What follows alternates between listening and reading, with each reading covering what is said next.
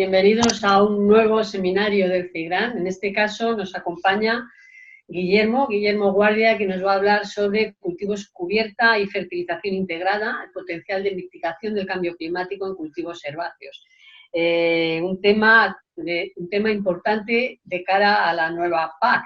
Los cultivos cubierta, como sabéis, van a tener mucha importancia y espero que se pongan de manifiesto algunas de las ventajas que ofrecen estos cultivos en este sentido.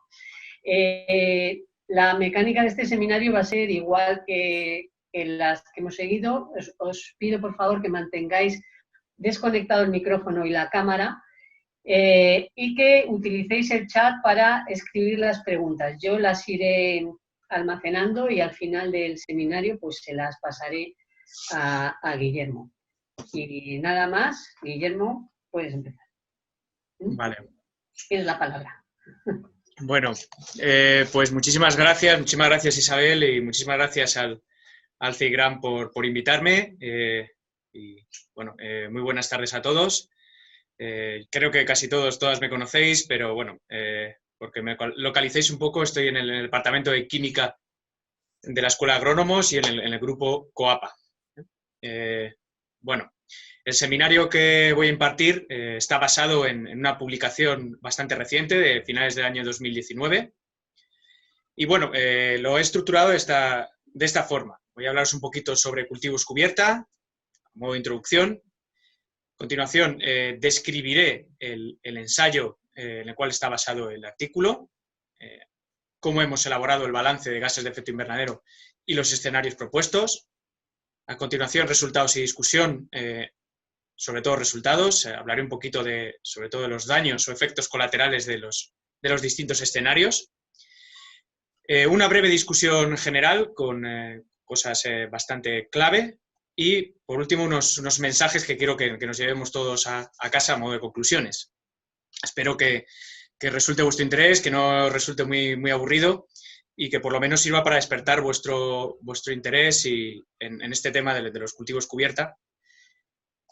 Y nada, comenzamos. Quiero aclararos en primer lugar que no soy ni mucho menos el mayor experto en cultivos cubierta, nada que ver con el grupo AG Systems y su investigador principal, Miguel Quemada, pero bueno, gracias a la participación en su ensayo, ha crecido, por lo menos en mí, el gusanillo de los cultivos cubierta, y la verdad es que sigo muy atentamente todas las publicaciones nuevas en este tema, que son numerosas. Los cultivos cubierta, he de deciros que no hay una única definición, una única receta. Cumplen diversas funciones y objetivos, y muy relacionados estos con los diversos tipos de agrosistemas en los que los encontramos. De hecho, me gusta a mí bastante una clasificación que siempre ha establecido el profesor Miguel Quemada, de distinguir entre cubiertas vegetales asociadas a manejo de suelo en cultivos leñosos, cubiertas en sistemas herbáceos como alternativa al barbecho invernal para capturar el nitrógeno residual, que muchas veces le llamamos cultivos captura o catch crops, y tanto uno como otro, asociados a la presencia de leguminosas y al aporte de nutrientes al cultivo principal, también se les puede llamar abono verde o green manure. Deciros que lo podemos encontrar en muy diversos tipos de clima y suelo. Os pongo un ejemplo de un artículo en China, en un agrosistema con arroz, con un cultivo inundado, hasta en zonas de los países nórdicos, Dinamarca, Suecia, antes de un cultivo de cereal de primavera. Y en este mapa de un reciente metaanálisis podéis ver un poco lo que os digo, la variada distribución que encontramos a nivel mundial de los estudios con cultivos cubierta. Estas diversas funciones, diversidad de agrosistemas, climas y suelos, pues nos condicionan evidentemente el manejo que hagamos de ellos. Bueno, los beneficios agronómicos son numerosos y han sido ampliamente descritos. Yo destacaría la mejora de la calidad del suelo, tanto física, química como biológica. Y aquí os recomiendo los artículos de Irene García González y colaboradores, que hizo la tesis con Kira Ontoria y con Miguel Quemada, precisamente en el ensayo del cual ha surgido esta publicación. La reducción de la erosión, que es muy importante en sistemas leñosos asociados a elevadas pendientes. la mejora de la calidad de agua y de las propiedades hidráulicas, la reducción de la lixiviación de nitratos, que yo creo que es uno de los objetivos fundamentales y primigenios, y reducción de las pérdidas de fósforo, sobre todo en suelos erosionables, reducción de la salinidad, aporte de nutrientes y reciclaje de nutrientes cuando actúan sobre todo como abono verde, y control de malas hierbas y enfermedades, una línea que ha sido bastante también desarrollada por el grupo G-System, especialmente la figura de María Alonso. Bueno, y aquí os pongo 3 ejemplos de publicaciones que quiero que nos fijemos simplemente en que son metaanálisis, lo cual quiere decir que hay numerosos estudios sobre cultivos cubierta, sobre temas muy diferentes, sobre beneficios agronómicos y ambientales muy diferentes, y bueno, que nos fijemos también en la fecha, 2020, 2019, lo cual quiere decir que el nivel de publicación sobre cultivos cubierta no solo se mantiene, sino que además está en franco auge, en creciente interés. Bueno, pues como en todas las prácticas que tienen interés agronómico, interés ambiental, nos interesa conocer su efecto colateral en las emisiones de gases de efecto invernadero, para tener una idea global de su sostenibilidad. Y en este sentido, los cultivos cubierta pues, también tienen mucho interés. Y hay numerosos estudios, sobre todo basados en la medida de nitroso desde el suelo, CO2 o secuestro de carbono.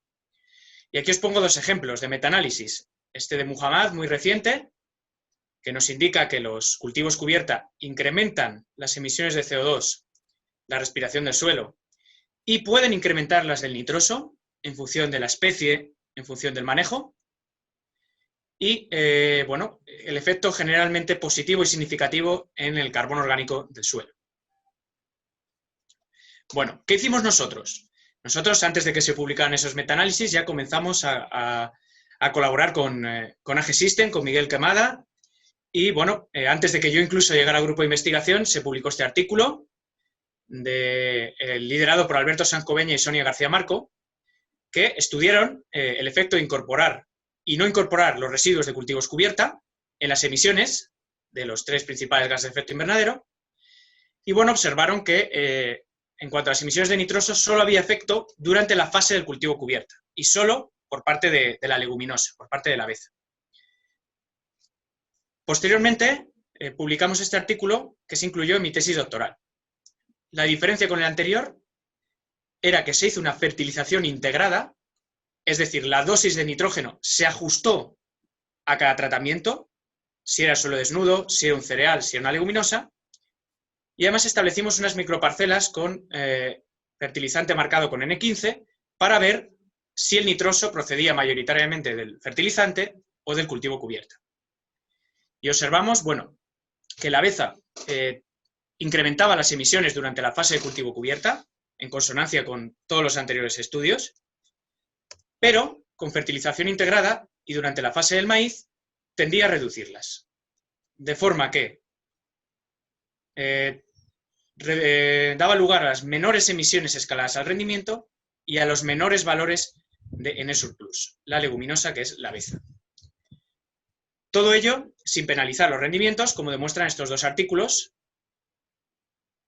Y en cuanto al N15, bueno, pues lo que observamos es que el día de mayor pico, entre un 30 y un 70% de las emisiones provienen del fertilizante. Y el resto del nitrógeno endógeno del suelo, del cultivo cubierta o del propio nitrógeno del suelo. Y bueno, pues también observamos que los residuos con mucho carbono, como los de los cereales, tienden a aumentar de forma significativa las emisiones procedentes del fertilizante, lo cual es muy habitual en zonas mediterráneas y en nuestros suelos que tienen muy poco carbono. Bueno, pues con todo esto nosotros estábamos muy contentos con nuestras medidas de emisiones y nuestros artículos, pero pensando un poquito nos dimos cuenta de que esto solo era la punta del iceberg.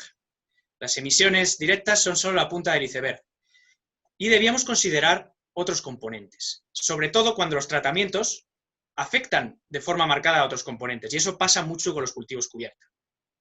Tiene un efecto grande sobre el secuestro de carbono, sobre la dosis de nitrógeno. Si hacemos fertilización integrada, porque hay unas emisiones importantes asociadas a la fabricación y transporte de fertilizantes sintéticos. Efectos sobre el albedo y efectos sobre las emisiones indirectas de N2O, tanto las procedentes de la volatilización de amoníaco como, sobre todo, la lixiviación, que los cover crops tienen un efecto mitigador del nitrógeno lixiviado y, por tanto, indirectamente del nitroso derivado. Bueno, por tanto, establecimos que hacer un balance completo, ver todo el pastel completo, es una necesidad real para tener una idea robusta y justa de un balance de gas de efecto invernadero o de global warming potential, como muchas veces le llamamos. Por eso yo, en la discusión general de mi tesis, con ayuda de mi director Antonio Vallejo y de Miguel Quemada, pues empecé a hacer una estimación de este balance completo, que la verdad es que quedó bastante bonito y, no sé, pues decidimos animarnos en el futuro a hacer alguna publicación. Pero hubo dos acontecimientos clave. Uno de ellos, que se publicaron estudios de balance del ensayo de campo, esos dos de Irene García González que os he mostrado. Tenemos ya los datos definitivos y publicados, y además el fichaje estrella por parte del grupo COAPA de Eduardo Aguilera, todo un experto en análisis de ciclo de vida y huella de carbono, lo cual convirtió esa necesidad en una gran oportunidad de llevar esto a una publicación de impacto. Bueno, y como en todo, ya sea en la ciencia o en los negocios, tenemos que estar atentos a la competencia. ¿Qué es lo que había antes hecho en cuanto a balances de gases de efecto invernadero en cover crops? Bueno, pues hay algunos artículos, como este, que además fui yo el revisor precisamente, que publicó modelizando los gases de efecto invernadero, el secuestro de carbono, y ya incluía el nitrato lixiviado. O este artículo, de 2017, en Suiza, que estimaba las emisiones usando factores de emisión y además incluía los inputs y operaciones. Y llegamos al momento clave, que fue este artículo que inspiró en gran medida el que hoy desarrollamos aquí. Este trabajo de Kei Quemada, que además de tener en cuenta la fertilización integrada o Integrated Soil Fertility Management, ya tenía en cuenta por primera vez el efecto en el albedo y, bueno, usaba algunos valores procedentes de metaanálisis para nitroso y para secuestro de carbono. Y al final obtuvieron un balance muy completo, con todos los componentes que afectan al global warming potential. Con todo esto, ¿qué gaps tenemos? ¿Qué gaps de investigación podíamos identificar? Bueno, vimos que sería muy interesante publicar un estudio con datos específicos de campo, de emisiones y de otras cosas, con factores de emisión adaptados a las condiciones mediterráneas, la oportunidad de calcular bien las emisiones de inputs y operaciones gracias a la ayuda de Eduardo Aguilera, y luego mejorar el artículo discutiendo sobre el peso relativo de cada componente para ver dónde debemos focalizarnos más y distintos escenarios de manejo y metodológicos. Bueno, ahora os voy a escribir un poquito cómo era el ensayo, aunque seguro que lo conocéis, de seminarios anteriores, de las tesis de Irene, de María Alonso. Ya sabéis que el ensayo estaba en la chimenea, un suelo francolimoso, pH básico, contenido en carbono, muy característico de la zona y de ensayos similares, en la zona del centro meseta. Bueno, los cultivos cubierta ya sabéis que se establecen como alternativa al barbecho invernal, sembrados casi después de la cosecha y terminados con suficiente antelación como para no competir con el cultivo comercial. Cultivo comercial que en la mayoría de los casos, que este es un ensayo de 10 años de duración, pues 8 de los años fue maíz y 2 de los años fue girasol. Y 1 de los años se dejó sin cultivar. Bueno, ¿y cuáles son los tratamientos durante el intercultivo? Suelo desnudo, que ahí veréis que lo podéis ver a veces con sus siglas en inglés o en español, la cebada y la beza. Y elegimos como campaña referencia para el balance el año 2013-2014, en el cual estaba el maíz, el más representativo, como cash crop o cultivo principal, fertilizado con nitrato amónico de forma integrada, un matado químico con glifosato de los cultivos cubierta y un manejo de laboreo mínimo, que eso se mantuvo a lo largo de todo el ensayo. Bueno, ¿cómo construimos el balance? Pues de este artículo de 2016 obtuvimos las emisiones directas de N2O y metano. Obtuvimos el consumo de insumos y el número de operaciones, así como la dosis e infraestructura de riego. Una vez sabemos los consumos, los factores de emisión los obtuvimos con la ayuda de Eduardo Aguilera y el software Sigma Pro 8 con la base de datos con el inventario de datos de EcoInvent. Y con estos dos artículos de Irene García González obtuvimos el secuestro de carbono y los rendimientos en fertilización integrada. Bueno, de este artículo, que es el más antiguo de todos los que usamos, de Gabriel, de 2012, obtuvimos la cantidad de nitrato lixiviado. Y el amoníaco fue el único componente que no medimos in situ. Aquí os tengo que confesar, este no lo medimos in situ. Pero es verdad que usamos un factor de emisión específico para el fertilizante y para la región de Madrid, dentro de los incluidos en este artículo de Alberto Sancobeña y colaboradores. Además de deciros que el amoníaco tuvo muy poquito peso, por tanto el sesgo era pequeño. Y con ambos, las emisiones indirectas las estimamos con las emisiones de nitroso características de climas mediterráneos, de este metaanálisis de Cayuela. Y a partir de este artículo de Key Quemada que os he nombrado antes, y los datos de cobertura vegetal de este artículo de 2014 de María Alonso, pues se estimó el albedo. Bueno, aquí veis en esta tabla resumen que está en el artículo cómo se calcula el balance y cada uno de los componentes. Son tablas que muchas veces en estos estudios no las ves y la verdad es que son muy útiles para los que estamos aprendiendo y para los que queremos reproducir esta metodología en otras condiciones o en ensayos futuros. Bueno, además de hacer este balance, propusimos distintos escenarios. ¿Cómo se modificaría el balance en función de manejos o metodologías? Un escenario es muy lógico. En vez de nitrato amónico, pues vamos a usar urea, que es un fertilizante muy usado en España. Por ello, se modifican las emisiones de la fabricación de la urea, se modifica el amoníaco y se modifica el nitroso. Otro escenario que propusimos, que es bastante realista, es no voy a usar fertilización integrada. He hecho fertilizante de la misma dosis, independientemente de si hay cultivo cubierta o no. Y en este caso pues se modifica la dosis, se modifican las emisiones asociadas a los inputs y también el amoníaco y el nitroso. Otro escenario, una buena práctica agrícola, el uso de inhibidores de la nitrificación junto con el fertilizante aplicado al maíz. Y en ese caso pues se modifica tanto el amoníaco como el nitrato lixiviado como el nitroso.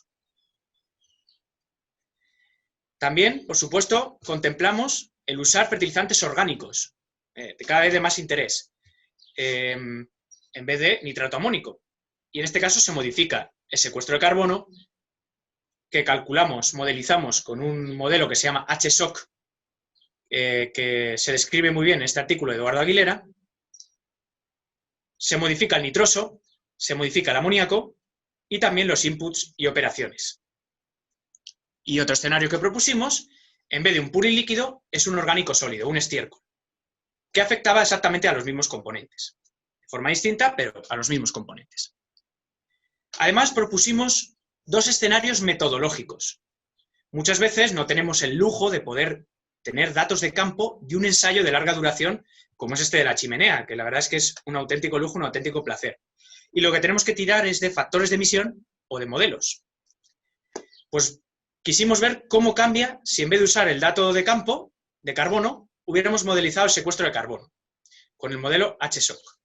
Además lo hicimos cambiando la escala temporal, a 100 años, que el secuestro de carbono está bastante influenciado por la escala temporal. Y otro, aquí tenéis un esquema del modelo HSOC, desarrollado por Aguilera, y otro que es el uso de factores de emisión por defecto. Un escenario de muchísimo interés y que afecta al nitroso, usamos el factor del IPCC, al nitrato y al amoníaco, que usamos IPCC y valores de metaanálisis, y a los insumos y operaciones. Por ejemplo, al riego, en el riego usamos un valor medio para todo el regadío en España. Fijaos que es incluso de España, que no está mal, pero veréis cómo cambia con respecto a tener en cuenta las condiciones características de la finca. Y por último, un escenario que era jugar con la terminación de los cultivos cubierta, jugar con su matado, en vez de mediante glifosato, incorporándolos, de forma que se modifican las operaciones de cultivo y el albedo. Bueno, pues también está descrito en una tabla todos los distintos escenarios y qué componentes se ven afectados, tal y como os acabo de contar. Bueno, pues voy a pasar a escribiros los resultados. En primer lugar, el escenario base. Fijaos que aquí tenéis en cada color cada uno de los componentes. Y en ese rombo de color blanco es la emisión neta de CO2 equivalente, el Global Warming Potential neto. Y fijaos, si solo nos fijamos en el nitroso, podemos decir que los cultivos cubierta o mitigan muy poco o no mitigan. Si nos fijamos en todos los componentes, la mitigación es muy significativa y muy clara. Tanto por hectárea, con los porcentajes de mitigación que veis ahí, como escalado al rendimiento. De forma muy similar, ya que no hubo diferencias en el rendimiento. Por ejemplo, la cebada consiguió una mitigación del 92% y la cebada del 77%. Bueno, ¿y qué componentes contribuyen más o menos al balance? Bueno, pues el más importante sin duda es la fertilización nitrogenada, uniendo las emisiones procedentes de la fabricación y transporte como las derivadas de su aplicación, directas de nitroso e indirectas, que suponen un 38%. Pero el secuestro de carbono también es un componente bastante importante, un 22,5%. El albedo, veis que anteriormente no se había tenido en cuenta, hasta el estudio de Key y Quemada, y contribuye bastante. También de forma similar al riego, aunque el riego nos da menos juego, porque ahí no hay diferencias entre cultivos cubierta o no cultivos cubierta, en principio. Y luego las operaciones y los otros insumos, el PK, el herbicida, la semilla, que veis que tienen poca contribución. Por tanto, podemos hablar de mitigación significativa, estadísticamente, a pesar de que hay una gran desviación estándar. Y los componentes que más contribuyen a esa desviación estándar, sin duda, como veis en esta imagen, son el fertilizante y el secuestro de carbono. Bueno, paso a describiros los distintos escenarios de manejo que propusimos. El primero de ellos es usar urea en lugar de nitrato amónico. Un escenario bastante razonable. Y este es el balance. El componente que quiero que os fijéis es, sobre todo, las emisiones procedentes de la fabricación y transporte. Disminuyen bastante, de un 30 a un 13%. Y eso hace que con beza y cebada tengamos valores netos incluso negativos de emisión. Bueno, por tanto, la mitigación que logramos es del 100%. Y además, con respecto al escenario base, logramos reducir las emisiones, lo cual es bastante interesante. ¿Qué efectos colaterales tiene usar urea? Pues positivos, el coste. El precio de la urea es más bajo que el del nitrato amónico. Y daños colaterales o efectos negativos, el incremento de óxido nítrico, de las emisiones de este gas reactivo, que es el óxido nítrico, y sobre todo el incremento de las emisiones de amoníaco, que afecta al balance, pero sobre todo tiene importancia per se, como gas contaminante. Y esto lo podemos solucionar con buenas prácticas, usando inhibidores de la ureasa, doble inhibidor nitrificación ureasa y así mitigamos ambas pérdidas, incorporando la urea, mecánicamente o por riego, o aplicándola mediante fertirriego, que hemos visto que da muy buen resultado. Bueno, el siguiente escenario es el uso de fertilización convencional. Todos los tratamientos la misma dosis. ¿Qué pasa aquí? Si subimos la dosis de fertilizante, aumenta muchísimo la importancia de la fabricación y transporte del fertilizante. La mitigación que logramos con los cultivos cubierta sigue siendo muy importante. Disminuye un poco, pero sigue siendo realmente importante. Y es verdad que casi no hay efecto respecto al escenario base para suelo desnudo y cebada, pero sí se incrementan mucho las emisiones en el caso de la beza. Y veis que aquí la cebada pasa a ser mejor estrategia mitigadora que la beza, tal y como, al contrario, como ocurría en el escenario base. Es decir, si aplicamos una fertilización convencional en vez de integrada, las leguminosas salen perdiendo bastante. Como efectos positivos de este manejo, pues seguramente si aumentamos la dosis podamos ver algún efecto en el rendimiento, sobre todo a corto plazo. Como efectos negativos, se incrementarían los costes de fertilización. Es posible que hubiera un mayor nitrógeno surplus al final del ensayo, con las pérdidas de nitrógeno reactivo, forma de nitrato sobre todo, que ello implica. Y si no tenemos en cuenta de que estamos aplicando un residuo de cultivo cubierta con mucho carbono, como es el de la cebada, se puede producir cierta inmovilización del nitrógeno con el residuo de la cebada. Bueno, siguiente escenario, planteábamos el uso de inhibidores de la nitrificación. Pues veis que en este caso lo que más os destaco, bajamos todavía más las emisiones y las emisiones directas e indirectas de nitroso se reducen casi al mínimo, gracias a los inhibidores. El potencial de mitigación es altísimo, incluso aumenta con respecto al escenario base, y las emisiones disminuyen con respecto al escenario base. Tanto es un escenario interesante, que además puede tener efectos positivos. Muchos metaanálisis han descrito incrementos en la eficiencia de uso del nitrógeno e incrementos en el rendimiento. No os voy a mentir, es cierto que en campo, en ensayos individuales de pocos años, es difícil ver efecto positivo de los inhibidores en el rendimiento. Y muchas veces puede ser porque usamos una dosis de nitrógeno óptima o por encima del óptimo. Y eso enmascara el efecto del inhibidor. Pero si nos vamos aquí a un manejo de fertilización integrada con dosis muy ajustadas, es posible que los inhibidores sí que veamos claramente ese efecto. Además, nos pueden servir para mitigar pérdidas de nitrógeno reactivo, importantes per se, como el óxido nítrico o el nitrato. Como inconveniente, sin duda, el coste. El precio de la fertilización encarecido para los agricultores, que ahora mismo es su principal barrera, y se habla que pueden incrementar un poquito las emisiones de amoníaco. Ambas cosas las podemos subsanar. El coste, si logramos un cierto beneficio con los rendimientos, y sobre todo si por parte de las administraciones se conceden incentivos a estas prácticas que son buenas desde el punto de vista ambiental, como ocurre ya en muchos países y se está ya planteando actualmente en España.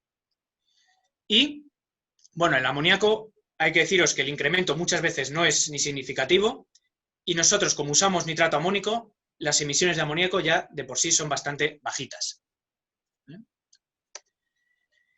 Bueno, ¿qué ocurre con los orgánicos? Los orgánicos, fijaos, lo que nos hacen es que tengamos valores netos de emisión negativos también. Disminuyen muchísimo las emisiones procedentes de la fabricación de fertilizantes, evidentemente. Y eso que aumentan las directas e indirectas de nitroso con el puril líquido. Bueno, como veis, también aumenta el secuestro de carbono desde un 22 a un 30%. Podemos hablar, por tanto, de que usando purines y cultivos cubierta tenemos potencial para compensar esas emisiones y además incluso actuar como sumidero de CO2, lo cual es muy interesante.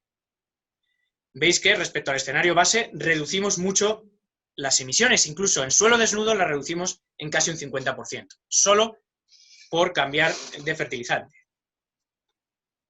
En este caso tenemos una ventaja muy clara. Hay zonas en España con altísima concentración ganadera, muchísimos subproductos que hay que darles un uso. Y en un contexto de economía circular esto tiene una importancia fundamental.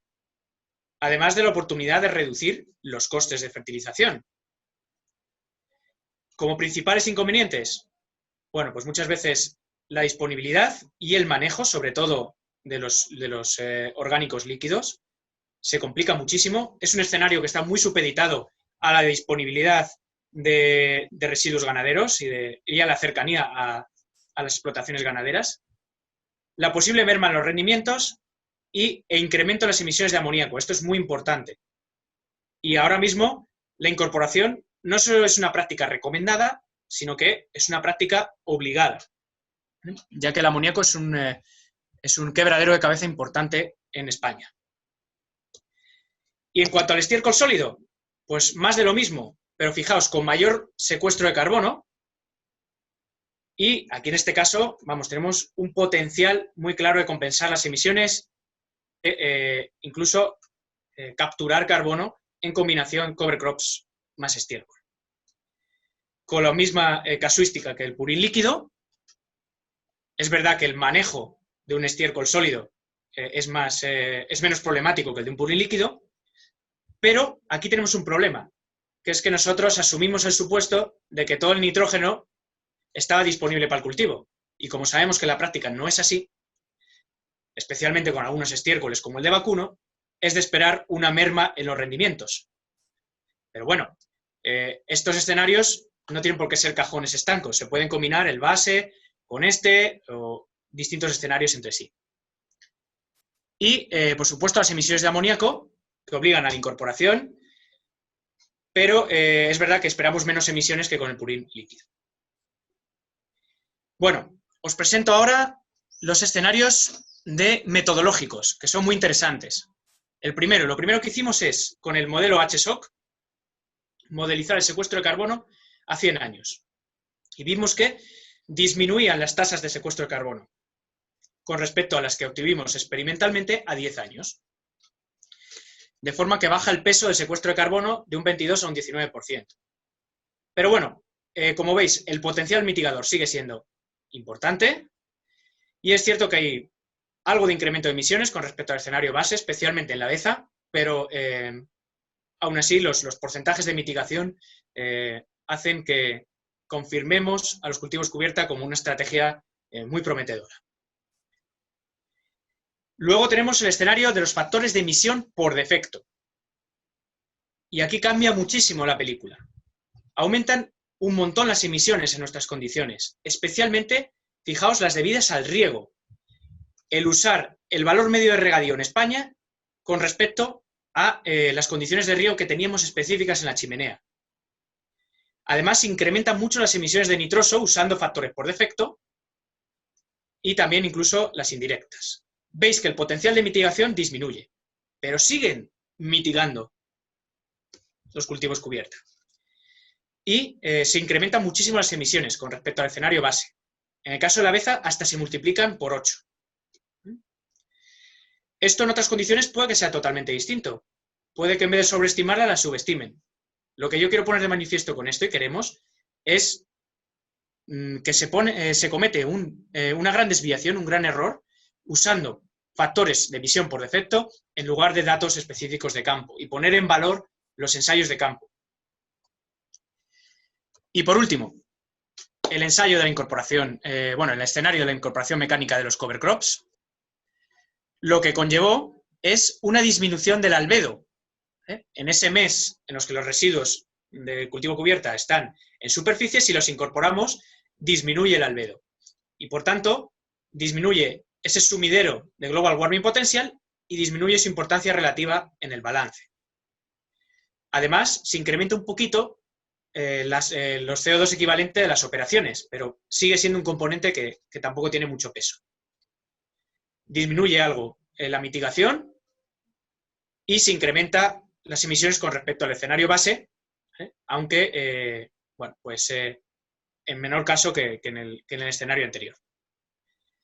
He de deciros que, evidentemente, la incorporación de los cultivos cubierta, en vez de dejarlos sobre el suelo y matarlos con glifosato, puede afectar las emisiones de nitroso, puede afectar al secuestro de carbono y puede afectar a las necesidades de nitrógeno sintético que yo tenga. Pero no lo tuvimos en cuenta porque no solo es difícil de predecir cuantitativamente, sino incluso cualitativamente, si esos incrementos van a ser positivos o negativos. Pero que sepáis que aquí hay cierta incertidumbre de componentes que no hemos considerado. Y lo mismo respecto a los daños colaterales. Puede afectar al óxido nítrico, puede afectar al nitrato lixiviado, pero son cambios difíciles de predecir y que, en cualquier caso, estimamos en pequeños. Bueno, voy a pasar ahora muy brevemente a una discusión general sobre el artículo.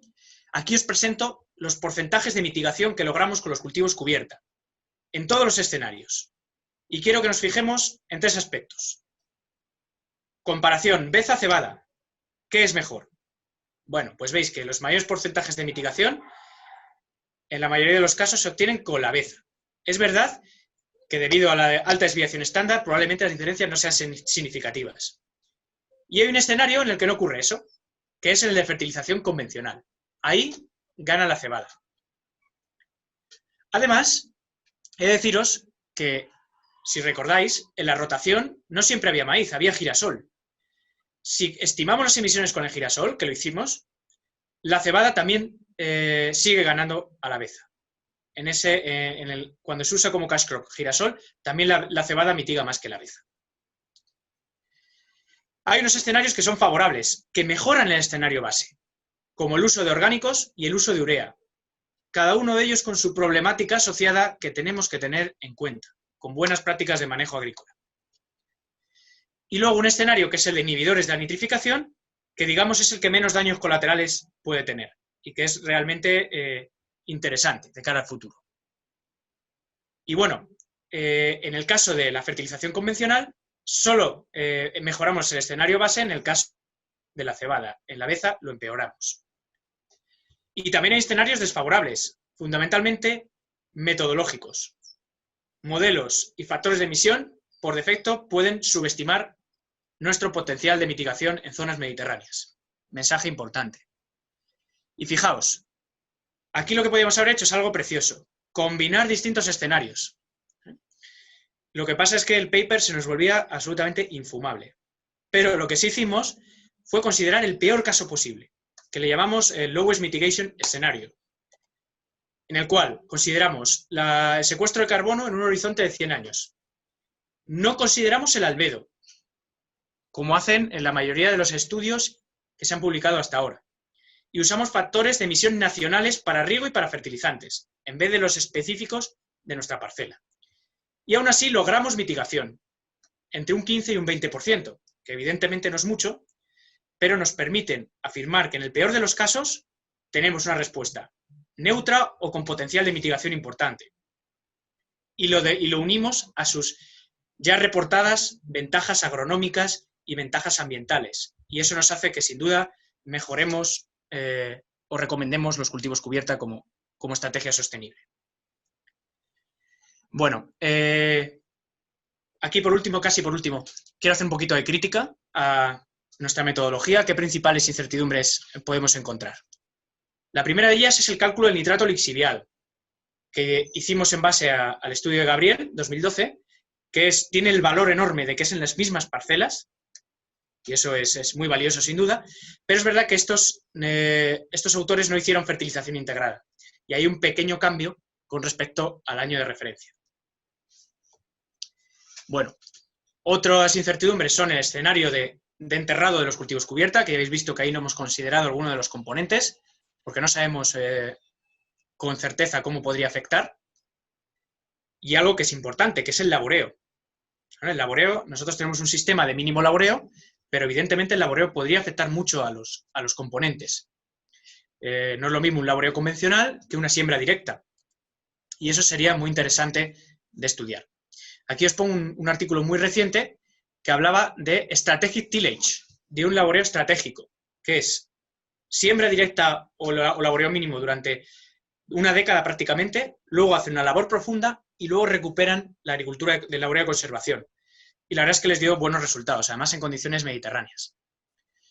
En cuanto al manejo de los cover crops, también os recomiendo que leáis un artículo de José Luis Gabriel y colaboradores que hicieron un poco un estudio económico, también participó Alberto Garrido, que me quiere sonar, y bueno, pues concluyeron que utilizar el cultivo cubierta para su venta como forraje era un escenario, el escenario más sostenible y rentable.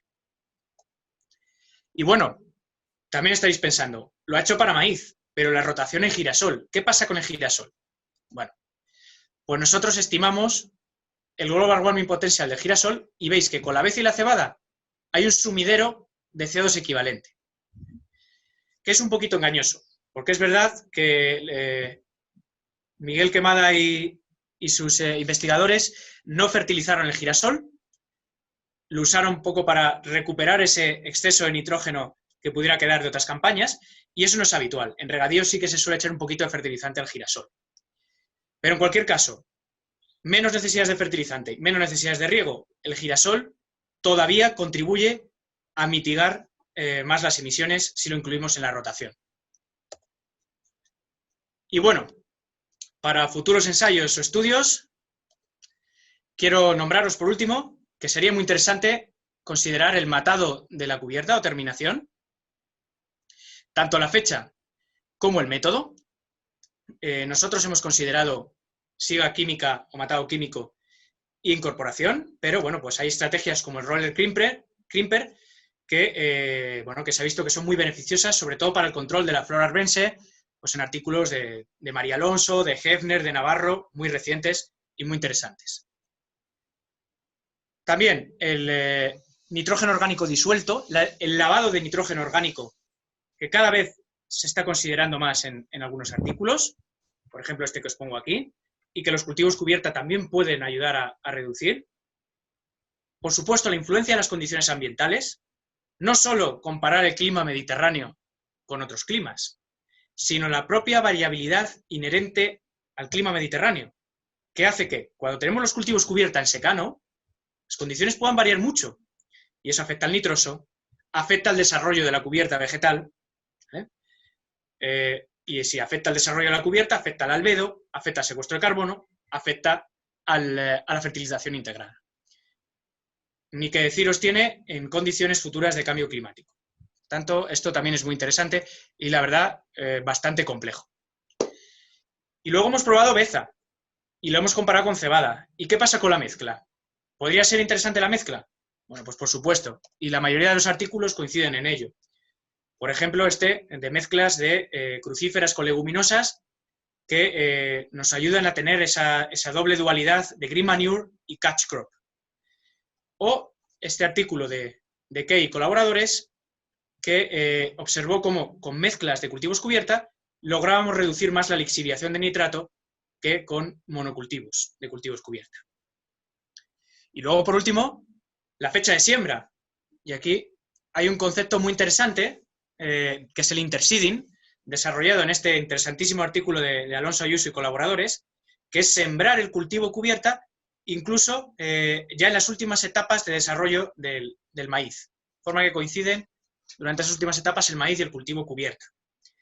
Y este interseeding pues, ha dado buenos resultados, por ejemplo, con la beza o con el ryegrass. Y os animo a que leáis esta publicación. Bueno, pues quiero por último daros unas ideas clave para que nos llevemos a casa. Lo primero, con los cultivos cubierta logramos una reducción de emisiones de CO2 equivalente escaladas al rendimiento. Y lo que es más importante, sin efecto en el rendimiento. Podemos hablar de sostenibilidad ambiental y agronómica. ¿Que hay un cierto global warming potential o CO2 equivalente asociado a los cover crops? Sí. A la siembra, al matado, a la labor que hay que hacer antes. Pero es bajísimo y está compensado simplemente con las emisiones procedentes de la lixiviación. Imaginaos ya si metemos secuestro de carbono, ahorro de insumos, ¿vale? Albedo. Por tanto, importante esto. Que hay una alta desviación estándar, porque hay componentes sobre todo positivos y negativos. Pero podemos hablar de alta y significativa eficiencia mitigadora, que contrasta con lo que nos decían siempre de que no mitiga prácticamente los gases de efecto invernadero, porque solo miramos el nitroso. Por tanto, hay que considerar otros componentes del balance, no solo el secuestro de carbono y no solo las emisiones directas de nitroso. También que las leguminosas pueden ser más favorables que las gramíneas con un manejo de fertilización integrada, pese al menor secuestro de carbono y mitigación de nitrógeno de nitrato lixiviado. Es cierto que las gramíneas tienen otras ventajas que están bien descritas en el artículo de García González con respecto a las propiedades físicas del suelo. Son muy interesantes también. Y luego que tenemos posibilidad incluso de mejorar todavía más el Global Warming Potential, la mitigación con el uso de urea, fertilizantes orgánicos o inhibidores. que cometemos bastante error cuando usamos factores de emisión por defecto, o incluso a veces modelos, y no tenemos en cuenta el consumo específico de insumos y operaciones. Y por último, bueno, que el peso relativo de los componentes, destacamos el del fertilizante nitrogenado, aguas arriba y aguas abajo, pero que depende muchísimo de las condiciones de clima, de suelo y de manejo. Bueno, pues ahí tenéis un pantallazo del artículo que se publicó en la revista Journal of Cleaner Production. Entonces, bueno, quiero daros las gracias por haber asistido a este seminario y por vuestro interés. Quiero dar las gracias también a Esperanza y a Isabel, sobre todo, bueno, pues contar conmigo para este seminario. Para mí ha sido un auténtico placer y un auténtico honor. Y bueno, quiero sobre todo dar las gracias a este equipazo de coautores del artículo que se mataron a currar en campo, como en el caso de María, que dieron un montón de buenas sugerencias como Antonio y Alberto. Y sobre todo quiero destacar y agradecer al profesor Miguel Quemada por bueno, pues, habernos permitido colaborar en ese ensayo tan bonito y que dio tanto juego. Y bueno, por supuesto, por sus cálculos del albedo, un componente que da mucha riqueza al artículo. Y también quiero destacar a Eduardo Aguilera, porque bueno, ha sido un auténtico lujo trabajar con él, lujo, por supuesto, intelectual, de todo lo que ha aportado en los cálculos y en todas las etapas de la redacción y revisión del artículo, pero sobre todo a nivel humano. Entonces, bueno, muchísimas gracias a todos ellos. Y con esto dejo de daros la chapa. Muchas gracias, Guillermo. La verdad es que creo que recojo el sentir de todo el público, que han sido bastantes. Ahora mismo tienes 64 personas escuchándote, porque has hecho una presentación estupenda y la verdad es que nos ha gustado mucho, vamos, que me parece muy clara y muy didáctica. Te voy a transmitir algunas preguntas que te han ido haciendo. Por ejemplo, David Rivas te pregunta, tiene dos preguntas. Primera, ¿qué variedades de cebada trabajaron para los escenarios? Que si eran la misma en todos los casos. Y ¿sabes si existe algún estudio del potencial, área o número de hectáreas en las que deberían implementarse los cultivos cubierta? ¿Existe alguna limitación a escala regional o nacional o europea? Vale. Bueno, pues la variedad de cebada se usó la misma en todos los escenarios. Y ahora mismo no me acuerdo exactamente qué variedad de cebada era, pero te lo puedo decir, os lo puedo comentar luego por correo. Está tanto en el artículo bueno, casi todos los artículos que han dado lugar a este ensayo, tanto en el mío de 2016 como en los de Irene, etc. Ahora mismo no me acuerdo de la variedad de cebada. Eso sí, es la misma en todos los escenarios. Y bueno, respecto al potencial de uso de los cultivos cubierta y su potencial de mitigación, es cierto que no es grande el potencial de mitigación. Porque, bueno, al final las emisiones procedentes de la agricultura tienen el peso que tienen, que es importante, pero comparativamente con otros sectores igual no es tan elevado. Y, por ejemplo, Key y Quemada hablaban de un 10% de mitigación usando cultivos cubierta de los gases de efecto invernadero de la agricultura, considerando una adopción, no sé si global, de los cultivos cubierta. Y su potencial de uso sí que es elevado, porque se ha demostrado que funcionan en muy diversos agrosistemas y no solo herbáceos. Yo aquí me he centrado solo en el pequeño cajón de los herbáceos, que es como alternativa al barbecho invernal, por ejemplo, entre cultivos de maíz durante el verano, pero evidentemente el uso de cubiertas vegetales en leñosos pues cada vez tiene un interés mayor, especialmente como protección frente a la erosión. Miguel Quemada te pregunta que ¿cuál crees que hubiese sido el efecto de una mezcla beza-cebada como cover crop, como cultivo cubierta? Bueno, pues eso nos lo preguntamos mucho cuando estábamos escribiendo el artículo. Bueno, pues en principio lo que cabría esperar es que si tú juntas dos cosas buenas, tenga las cosas buenas de papá y las cosas buenas de mamá, pero también te pueden salir las malas de cada uno. Yo confío en, por lo que se publica en la mayoría de la bibliografía, que se pudieran potenciar algunas de las características positivas de los cereales que no están en las leguminosas, como son sobre todo la lisiviación de nitratos, en secuestro de carbono, por ejemplo, que podríamos pensar que se produce más con las gramíneas. El metaanálisis muy reciente de Jean habla que los crop mixtures, las mezclas, funcionan todavía mejor en cuanto a secuestro de carbono, y el secuestro de carbono es un componente muy importante. Y bueno, también otros artículos hablan de que se han producido más bien sinergias positivas que daños colaterales en cada una de las ventajas que ofrece cada uno. Y por tanto, podríamos potenciar el valor de la beza como green manure y el valor de la cebada, sobre todo, como catch crop y como secuestro de carbono.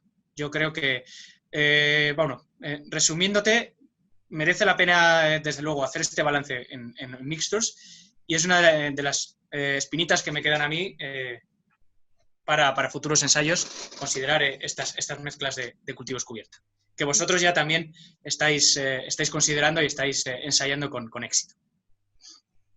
Muy bien, pues Luis Pérez Fernández Cuartero te dice que en estos ensayos se ha tenido en cuenta analizar los costes convencionales, fertilizantes, labores, riegos e ingresos. Bueno, que si se ha tenido en cuenta al analizar los costes convencionales, no había visto la pregunta, para analizar si estas prácticas son sostenibles económicamente para los productores. Vale. Bueno, hola Luis, me alegra verte por aquí. Compañero mío de carrera. La verdad es que es bastante complejo. A mí me gusta muchísimo todo el tema económico en todos los artículos que hacemos sobre emisiones, pero es bastante complejo. Y en este caso todavía más. ¿Por qué? Porque es verdad que los cultivos cubierta, a corto plazo, pueden producir una disminución del margen neto percibido por los agricultores. Porque, bueno, suponen además una serie de operaciones extra de cultivo, y el retorno, el rendimiento a corto plazo, o bien no se ve ningún efecto positivo, o bien se puede ver incluso alguna pequeña disminución, si no se manejan adecuadamente. Pero ahí tenemos el componente del largo plazo. ¿Qué ocurre a largo plazo? ¿Repercute esa mejora en la calidad de suelo originada con los cultivos cubierta en el rendimiento a largo plazo? También tenemos que tener en cuenta, y eso Isabel es la mayor experta, en los posibles beneficios que puedan venir por parte de la PAC o por parte de incentivos de las administraciones a cualquier práctica que suponga disminuir el impacto ambiental de la agricultura. Y nada, por eso es bastante complicado, y aunque a mí me encanta, no hicimos ese estudio económico. Pero sí que es verdad que en uno de los apartados del artículo discutimos esos posibles efectos colaterales en los beneficios netos. Y es verdad que hay un artículo de Gabriel y Alberto Garrido que sí que hizo ese análisis y estableció la forma más adecuada de manejar los cultivos cubierta para lograr la máxima rentabilidad. Muy bien. Pues Inés Mínguez tiene dos preguntas. Primero, ¿cómo seguís la evolución del albedo en secano, por ejemplo? ¿Por qué valor medio de riego? ¿Y cómo integráis también el albedo sin unidades en diagramas de emisiones de CO2, kilos de CO2 por hectárea y año? Vale. Bueno, el albedo no está afectado por el riego, porque el que se riega es el maíz. Entonces, cuando una vez tenemos implantado el cultivo del maíz, ahí no hay diferencia entre el que anteriormente tuvo barbecho, o el que tuvo beza, o el que tuvo cebada. Entonces, lo que consideramos es el albedo, el cambio en el albedo durante la fase del cultivo cubierta. Creo que sea desde noviembre o octubre hasta el matado, que es a mediados de marzo, y un mes más, porque es un matado químico, y ahí siguen los residuos hasta mediados de abril, que lo podíamos haber considerado hasta mayo. Hemos sido bastante conservadores en ese aspecto, lo podíamos haber considerado hasta que el maíz empieza a tener un desarrollo suficiente, pero ahí pecamos o fuimos conservadores. Entonces, lo que tenemos en cuenta es solo la fase cultivo-cubierta. Y ahí lo que tenemos en cuenta es la diferencia de albedo entre suelo desnudo y el cultivo-cubierta. Miguel sabe muchísimo más que yo de esto, pero quiero recordar que el suelo desnudo tiene un albedo aproximadamente de 0,17, que en este artículo, además, lo ha calculado con unas ecuaciones de Carrer 2014, que ha supuesto una mejora incluso en el cálculo del albedo. Y me parece que los cultivos cubierta tienen un albedo de 0,26. Entonces, considerando ese factor, considerando los datos de cobertura vegetal, considerando la radiación media en vatios por unidad de superficie, que son datos que tenemos, y luego los cálculos que permiten transformar el albedo a CO2, que tiene en cuenta concentraciones atmosféricas, los balances un poco de radiación en la atmósfera, etc. Así es como se calcula el albedo. Puedes encontrar mucha información en el artículo de Key y Quemada, y precisamente en este artículo tenemos un repositorio, tenemos todos los datos en un Excel, donde puedes encontrar todos los cálculos detallados del albedo. Y aquí me remito a Miguel Quemada por si quiere añadir algo, y no sé si lo habré explicado bien. Miguel. Está muy bien explicado, Guillermo. Yo creo que ha sido muy claro, y el artículo de Carrer también, que salió 2 años después, cuantifica cover crops, el albedo de cover crops a nivel europeo.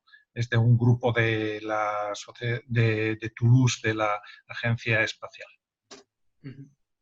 Muy bien. Muy bien. Y no sé si había otra pregunta de Inés.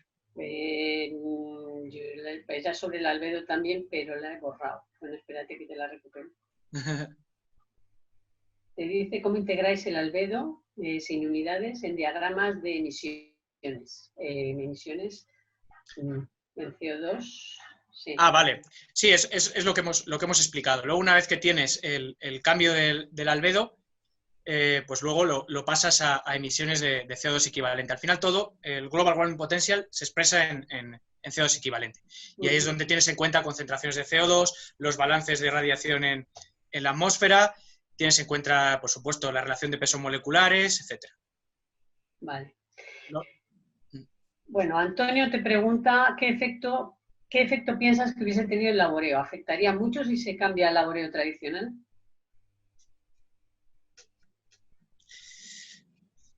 Pues yo creo que sí afectaría, y desgraciadamente es difícil de predecir. Lo primero es que hay un efecto directo.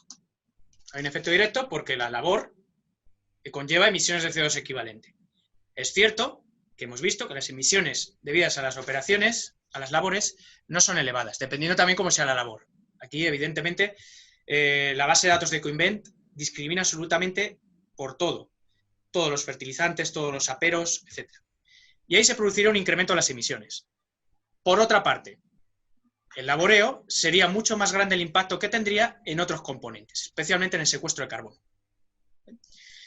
Sería esperable que si hiciéramos un laboreo tradicional, el secuestro de carbono fuera inferior, y por tanto eso afectara negativamente al balance y al potencial de mitigación de los cultivos cubierta. La mayoría de los estudios usando cultivos cubierta que se publican actualmente combinan o laboreo mínimo o siembra directa con cultivos cubierta, dentro de una estrategia global de agricultura de conservación. Bien, bueno, pues Damián te pregunta si es significativo la disminución del albedo cuando empacáis los cultivos cubierta. ¿Cuándo? ¿Empacáis?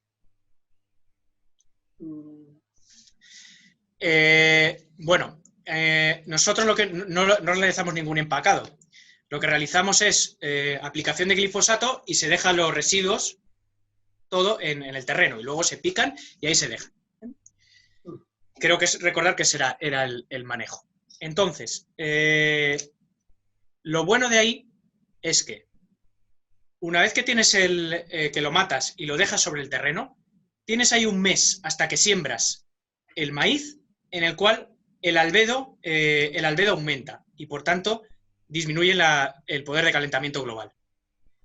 Si tú lo incorporas, por ejemplo,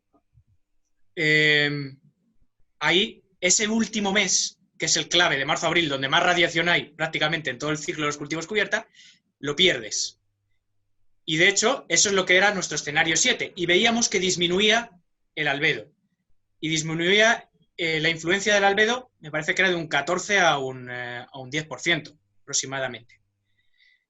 Y disminuía significativamente. Si en vez de hacer ese tipo de manejo, lo que hacemos es retirar los residuos del cultivo cubierta y y venderlo como forraje o empacarlo, lo que sea, pues evidentemente va a afectar al albedo durante ese último mes entre el matado y la siembra del maíz. Pero, aún así, hay que recordar que tenemos aún así un importante aumento del albedo desde noviembre a marzo. Por tanto, es verdad que la mejor estrategia es dejarlo en el terreno, o el roller crimper también podría ser interesante, pero las otras estrategias de manejo de cultivos cubierta pueden disminuir el albedo, pero también, aún así, darían porcentajes de mitigación elevados. Bien. Marina Sanz te pregunta si, en base a los resultados obtenidos, recomendarías la implantación de cultivos cubierta en las calles de una especie leñosa, por ejemplo, una aveza con la leñosa, que es lo que se llama intercropping.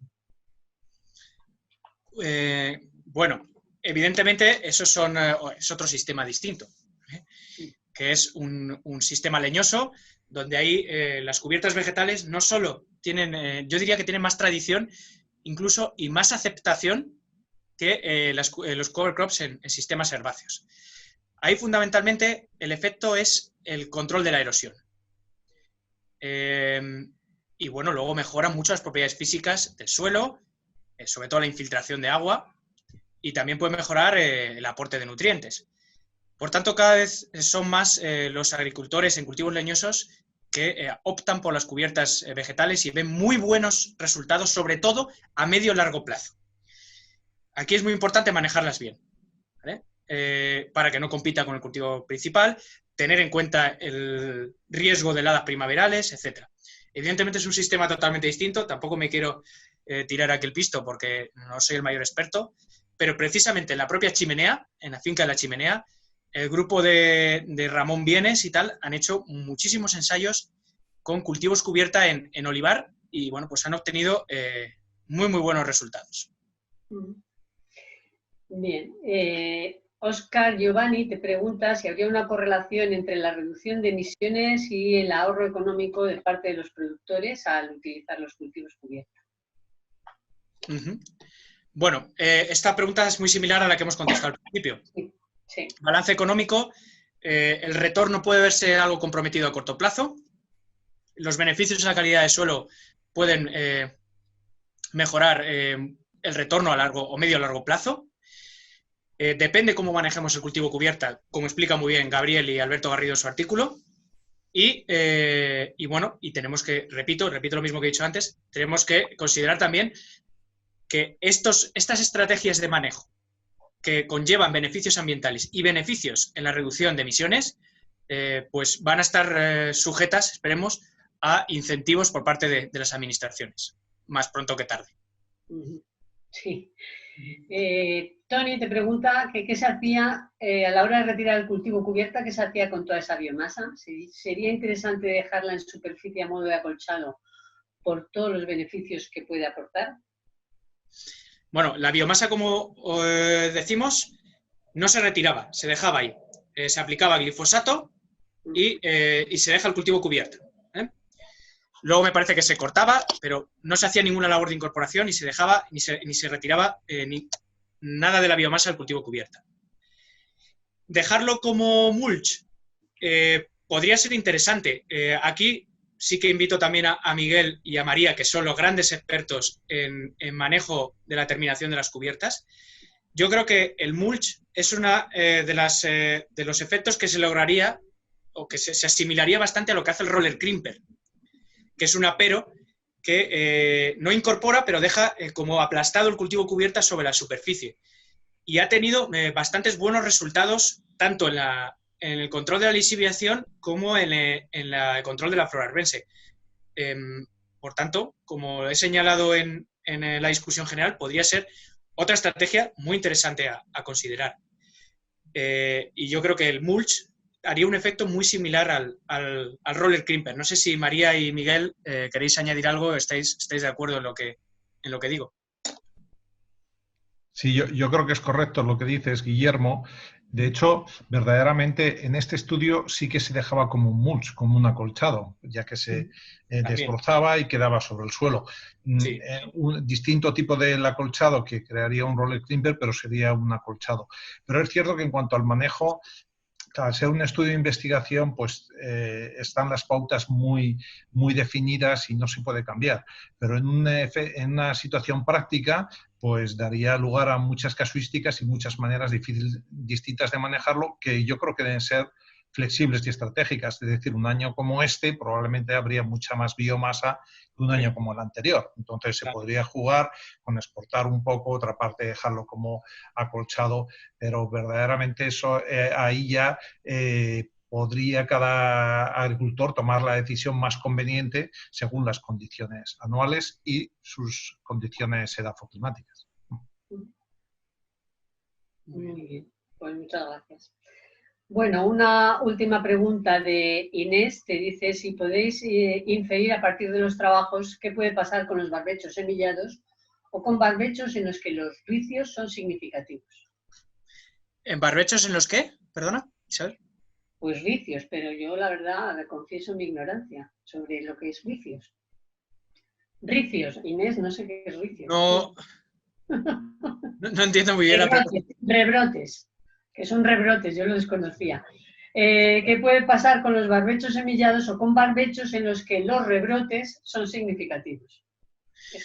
Bueno, pues ahí lo que cabríamos esperar es que el comportamiento se asemejara al del cultivo cubierta.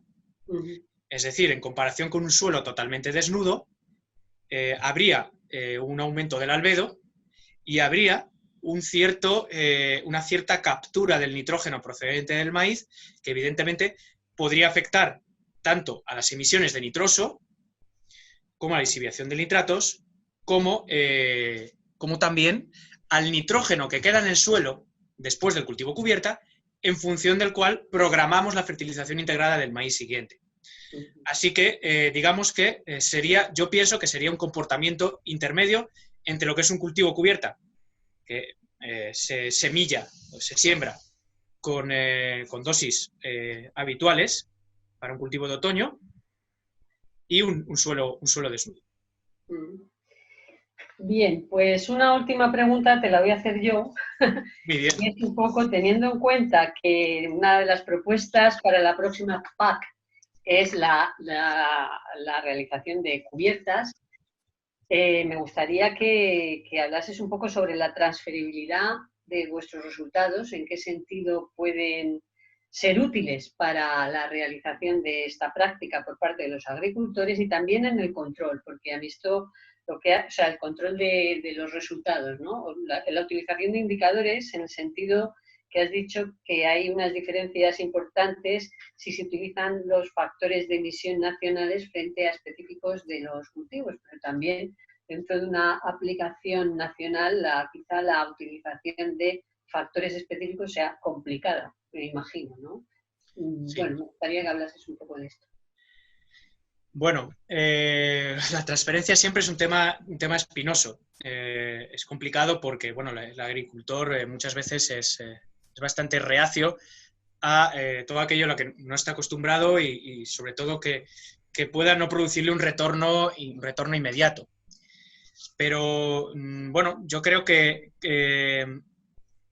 dentro de la agricultura de conservación, que cada vez está más en auge, dentro de estrategias relacionadas con la economía circular, cada vez son más las asociaciones de agricultores que están haciendo grandes esfuerzos en la transferencia de estas prácticas que mejoran la calidad del suelo. Nosotros, además, incluso tenemos el Grupo Coapa la oportunidad de participar en un grupo operativo con la Unión de Pequeños Agricultores que se basa fundamentalmente en transferir a los agricultores prácticas que mejoren la calidad de suelo y que, por tanto, les puedan producir un beneficio a largo plazo. Yo creo que los agricultores son cada vez más conscientes de los beneficios económicos y agronómicos que puede conllevar conservar la calidad de los suelos y luego, bueno, pues la verdad es que estas prácticas que son nuevas relativamente, que son ajenas a los agricultores, la forma más, digamos, probablemente más fácil de implantarlas sea con incentivos. Y bueno, evidentemente, nosotros, tú eres mucho más experta que yo en la PAC. La PAC es sobre todo lo que trata de vender de las cubiertas vegetales es el efecto positivo en la calidad de suelo. Pero hay muy poquito sobre huella de carbono. Y la huella de carbono podría ser, en el futuro, un importante valor añadido para que el agricultor pueda diferenciar sus productos en el mercado. Y no solo la huella de mercado asociada al propio cultivo cubierta, sino a las bajas emisiones que tenemos en muchas zonas mediterráneas. Y en relación a lo que decías de los factores de emisión, es cierto que es complicado, Isabel, pero simplemente es verdad que igual es muy complicado establecer una huella de carbono para cada riego, para cada labor a nivel nacional. Eso puede ser más complicado, pero simplemente usando un factor de emisión de nitroso adaptado a condiciones mediterráneas, por ejemplo, nosotros hemos usado el 0,5%, que en vez del 1% el IPCC, ya se produce un cambio bastante importante.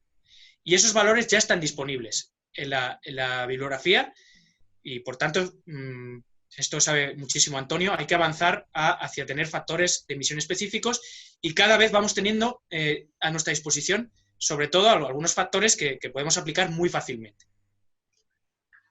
Pues muy bien, pues muchísimas gracias, Guillermo. La verdad es que el chat está lleno de mensajes de enhorabuena y de gracias por el seminario y de felicitaciones. Yo, antes de dar paso a que podáis aplaudir, anunciaros que el próximo viernes tendremos otro seminario. En este caso lo va a impartir Luis Lasaleta sobre dinámicas de nitrógeno en los agrosistemas mediterráneos, una visión sistémica. Será anunciado para que os apuntéis y, por mi parte, nada más.